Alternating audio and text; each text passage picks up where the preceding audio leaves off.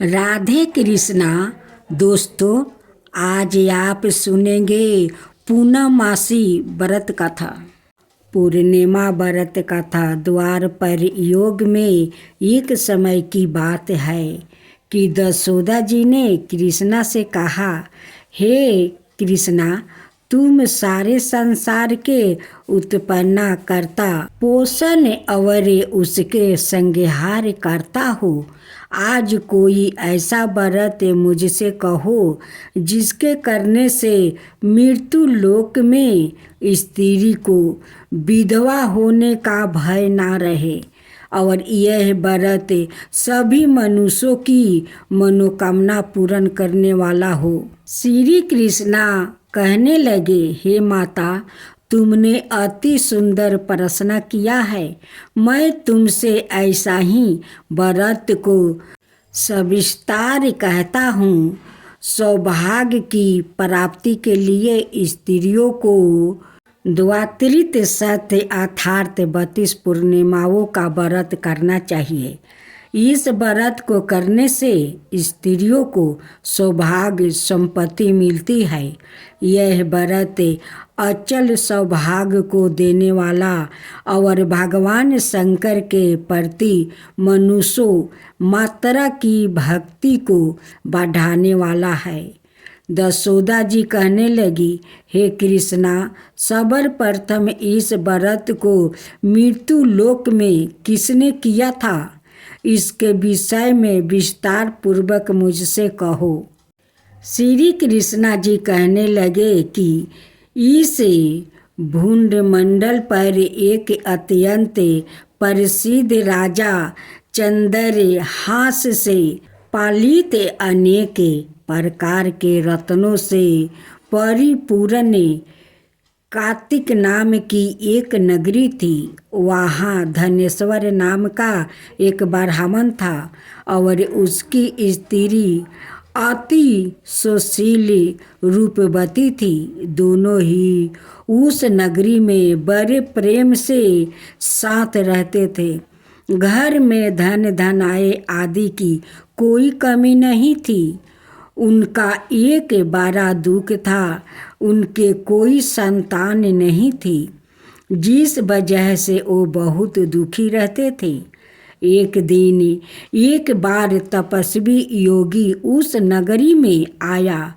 वो योगी बाकी सभी घरों से भिक्षा मांग कर भोजन किया करता था, लेकिन उस ब्राह्मण के घर से भिक्षा नहीं मांगा करता था।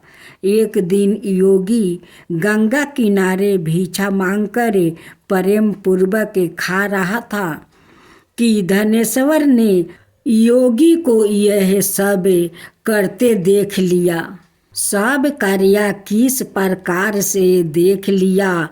अपनी भिक्षा अनादर से दुखी होकर धनेश्वर योगी से बोला, और सभी घरों से भिक्षा लेते हैं, परंतु मेरे घर की भिक्षा कभी नहीं लेते, इसका कारण क्या है? योगी कहने लगा कि आपके धर्म में हमें इस बात की आज्ञा नहीं देता है, क्योंकि अभी आप गृहस्थ जीवन में एक सुख से वंचित है। आपके घर संतान होने पर मैं आपका घर से भी भिक्षा स्वीकार कर लूँगा।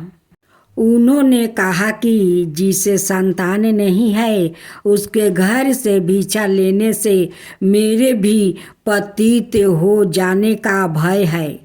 धनेश्वर यह सब बात सुनकर बहुत दुखी हुआ और हाथ जोड़कर योगी के पैरों पर गिर पड़ा। तब दुखी मन से कहने लगा कि आप मुझे संतान प्राप्ति के उपाय बताइए।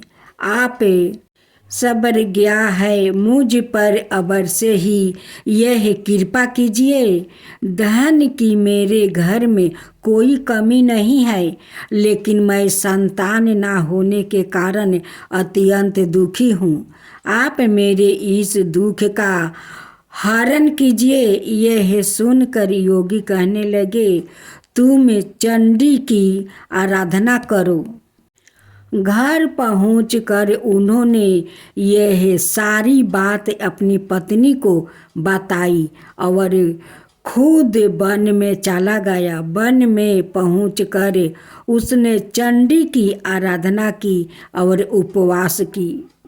चंडी ने 16 दिन उसको सपने में दर्शन दिया और कहा कि हे धनेश्वर, जा, तेरे पुत्रा होगा, लेकिन उसकी आयु सिर्फ 16 बरस होगी। 16 बर की आयु में ही उसकी मृत्यु हो जाएगी। अगर तुम दोनों स्त्री और पुरुष से 32 पूर्णिमाओं को व्रत करोगे तो यह शीघ्र आयु हो जाएगा। जितनी तुम्हारा समर्थ हो उतने आँचे के दिया जलाकर शिव जी का पूजन करना, लेकिन पूर्णमासी 32 ही होनी चाहिए। सुबह होती ही तुम्हें इस स्थान के पास एक आम का पेड़ दिखाई देगा। उस पर चढ़कर एक फल तोड़कर अपने घर चले जाना। अपनी स्त्री का इस बारे में बताना। सुबह स्नान होने के बाद वो स्वच्छ होकर शंकर जी का ध्यान करके उस फल को खा ले। तब शंकर भगवान की कृपा से उसके गर्भ हो जाएगा। जब ब्राह्मण सुबह उठा तो उसे उस स्थान पर आम का पेड़ दिखाई दिया और वो उस फल तोड़ने के लिए चढ़ गया, लेकिन वो पेड़ पर चढ़ नहीं पा रहा था। यह देखकर उसे बड़ी चिंता हुई। उसने भगवान गणेश की उपासना की और कहा, हे दयानिधि, आप भक्तों के विघ्नों का नाश करके उनके मंगल कार्य को करने वाले, दृष्टि का नाश करने वाले, रिद्धि सिद्धि देने वाले, आप मुझे इतना बल दे कि मैं अपनी मनोकामना पूरी कर सकूं। इसके बाद वो पेड़ से फल तोड़कर अपनी पत्नी के पास पहुंचा। उसकी पत्नी ने अपने पति के कहे अनुसार इस फल को खा लिया और वो गर्भवती हो गई। देवी की कृपा से उसे बहुत सुंदर पुत्र पैदा हुआ। उनका नाम उन्होंने देवी दास रखा। माता पिता के हर्ष और शोक के साथ वो बाल बढ़ने लगा। भगवान की कृपा से बालक बहुत ही सुंदर था, सुशील और पढ़ाई लिखाई में भी बहुत ही निपुण था। दुर्गा जी के कथन अनुसार उसकी माता से 32 पूर्णमासिया का व्रत रखा। जैसे ही 16वां बगर लगा, दोनों पति पत्नी बहुत दुखी हुए, कहीं उनके पुत्र की मृत्यु ना हो जाए। उन्होंने सोचा कि अगर उनके सामने यह सब हुआ तो वो कैसा देख पाएंगे। तभी उन्होंने देवी दास के मामा को बुलाया और 1 बरस के लिए देवी दास को काशी में पढ़ने के लिए भेज दिया। 1 बरस के बाद उसे वापस लेकर आ जाना। देवी दास अपने माता के साथ एक घोड़े और सवार होकर चल दिया। उसके मामा को भी यह बात पता नहीं था। दोनों पति पत्नी से 32 पूर्णमासिया का व्रत पूरा किया। तीसरी तरफ मामा और भांजा दोनों रात गुजारने के लिए रास्ते में एक गांव में रुके। उस दिन उस गांव में ब्राह्मण की कन्या का विवाह होने वाला था। जिस धर्मशाला में बर और बारात के बाकी लोगों रुके हुए थे, उसी धर्मशाला में देवीदास और उसका मामा ठहर गया। उधर कन्या को तेल आदि चढ़ाने के बाद जब लगन का समय आया तो बर की तबीयत खराब हो गई। बर के पिता ने अपने परिवार वालों से विचार विमर्श करके कहा कि यह देवीदास मेरे पुत्र जैसे ही है, मैं इसके साथ लगन करा दूं और बाद में बाकी सारे काम मेरे बेटे के साथ पूरा हो जाएंगे। ऐसे कहने के बाद बर के पिता देवीदास को मांगने के लिए उसके मामा के पास गया और उन्हें सारी बात बताई। मामा ने कहा कि कन्यादान में जो कुछ भी मिलेगा वो हमें दे दिया जाएगा। बर के पिता ने बात स्वीकार कर ली। इसके बाद देवीदास का विवाह कन्या के साथ संपन्न हो गया। इसके बाद वो अपनी पत्नी के साथ भोजन ना कर सका और मन में विचार करने लगा कि ना जाने यह किसकी पत्नी होगी। यह सोचकर उसकी आंखों में आंसू आ गया। तब वधू ने पूछा कि क्या बात है, आप उदास क्यों है। तब उसने सारी बात पत्नी को बता दिया। तब कन्या कहने लगी, यह ब्रह्म विवाद विपरीत है। आप ही मेरे पति है, मैं आपकी पत्नी हूँ और रहूँगी, किसी अन्याय की कभी नहीं।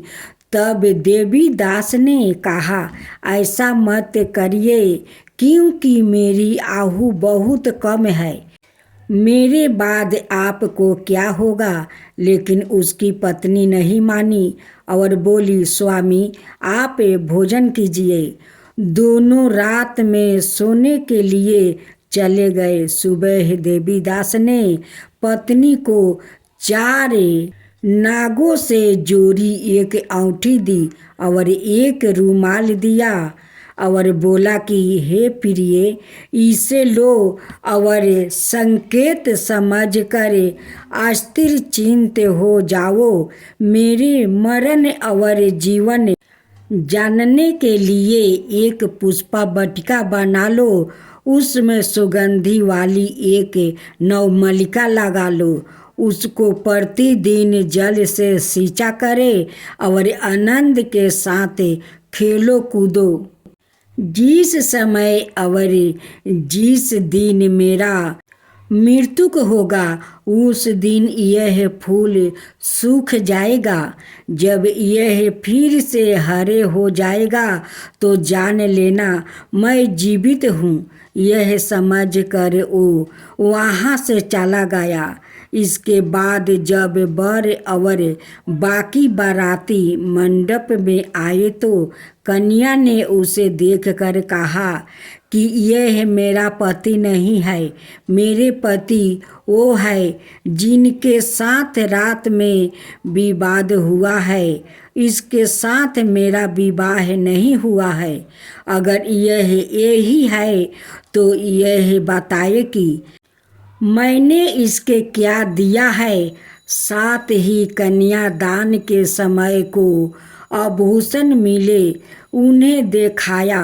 कन्या की यह सारी बातें सुनकर वो कहने लगा कि मैं यह सब नहीं जानता। इसके बाद सारी बारात भी अपमानित होकर लौट गई। भगवान कृष्णा बोले, हे माता, इस प्रकार देवीदास काशी चला गया। कुछ समय जब बीत गया तो एक सर्प उसको डांसने के लिए वहाँ आया, लेकिन वो उसको काट नहीं पाया क्योंकि उसकी माता ने पहली ही 32 पूर्णिमा का व्रत कर लिया था। इसके बाद खुद काल वहाँ पहुँचा। भगवान की कृपा से तभी वहाँ माता पार्वती और भगवान गणेश आ गए। देवी दास को मूर्छित दशा में देखकर माता पार्वती ने भगवान शिव से प्रार्थना की कि महाराज, इस बालक की माता ने पहले ही 32 पूर्णिमा के व्रत कर लिया है, आप इसको प्राण दे। भगवान शिव ने माता पार्वती के कहने पर उसे प्राण दान दे दिया। उधर उसकी पत्नी उसके काल की प्रतीक्षा कर रही थी। उसकी पत्नी ने जाकर देखा कि पुष्पा और पात्रा दोनों ही नहीं है, तो उसको बहुत आश्चर्य हुआ। और जब उसने देखा कि पुष्पा वाटिका फिर से हरी हो गई है, तो वो समझ गई कि उसका पति जीवित हो गया है। इसके बाद वो बहुत ही प्रसन्न होकर अपने पिता से कहने लगी कि मेरे पति जीवित है, उनको ढूंढिए। जब 16वां बरस व्यतीत हो गया तो देवी दास भी अपने मामा के साथ काशी से चल दिया। इधर उसकी पत्नी के परिवार वाले उन्हें ढूंढने के लिए जा रहे थे कि उन्होंने देखा कि देवी दास और उसका मामा उधर ही आ रहे थे। उसको देखकर उनके ससुराल बहुत प्रसन्न हुआ और उसे अपने घर ले आया। वहाँ सारा बगर इकट्ठा हो गया और कन्या ने भी उसे पहचान लिया।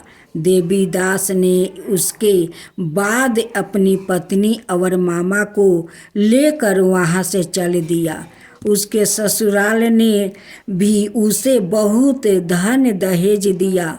जब वो अपने घर की तरफ चल रहा था तो उसके माता पिता को लोग ने खबर कर दी, तुम्हारा पुत्र देवीदास अपनी पत्नी और मामा के साथ आ रहा है। ऐसा समाचार सुनकर पहले तो उन्हें विश्वास नहीं हुआ, लेकिन जब देवीदास आया और उसने अपने माता पिता के पैर छुआ तो देवीदास के माता पिता ने उनका माथ चूमा और दोनों को अपने सीने से लगा लिया। दोनों के आने की खुशी में धनेश्वर ने बहुत दान दक्षिणा ब्राह्मणों को दिया। श्री कृष्णा जी कहने लगे कि इस तरह धनेश्वर को 32 पूर्णिमा को व्रत के प्रभाव से संतान प्राप्ति हुई। जो स्त्री इस व्रत को करती है वो जन्म जन्मांतर तक विधवा का दुख नहीं भोगती और सदाए सौभाग्यवती रहती है। यह मेरा वचन है। यह व्रत संतान देने वाला और सभी मनोकामनाओं को पूर्ण करने वाला है। ओम जय जगदीश हरे, स्वामी जय जगदीश हरे। भक्तों जन के संकट क्षण में दूर करे। ओम जय जगदीश हरे। जो धावे फल पावे, दुख विनाश मन का। सुख संपत्ति घर आवे, कष्ट मिटे तन का। ओम जय जगदीश हरे। माता पिता तुम मेरे, शरण कहूँ मैं किसकी। तुम बिना और न दूजा, आस करूँ किसकी। ओम जय जगदीश हरे। तुम पुराण परिमतिमा, तुम अंतर्यामी। पार ब्रह्म परमेश्वर, तुम सबके स्वामी। ओम जय जगदीश हरे। तुम करुणा के सागर, तुम पालन करता, मैं सेवक तुम स्वामी, कृपा करो भक्तो। ओम जय जगदीश हरे। तुम हो ये काया गोचर, सबके प्राणपति, किसी विधि मिलु दयामा, तुमको मैं कुमिति। ओम जय जगदीश हरे। दीन बंधु दुखी हरता, तुम रक्षक मेरे, अपने हाथ उठाओ द्वारे पार तेरे। ओम जय जगदीश हरे। विषय विकार मिटाओ, पाप हरो देवा, श्रद्धा भक्ति बढ़ाओ, संतन की सेवा। ओम जय जगदीश हरे। श्री जगदीश जी की आरती जो कोई नरि गावे, कहत शिवानंद स्वामी, सुख संपत्ति पावे। ओम जय जगदीश हरे। स्वामी जय जगदीश हरे। स्वामी जय जगदीश हरे।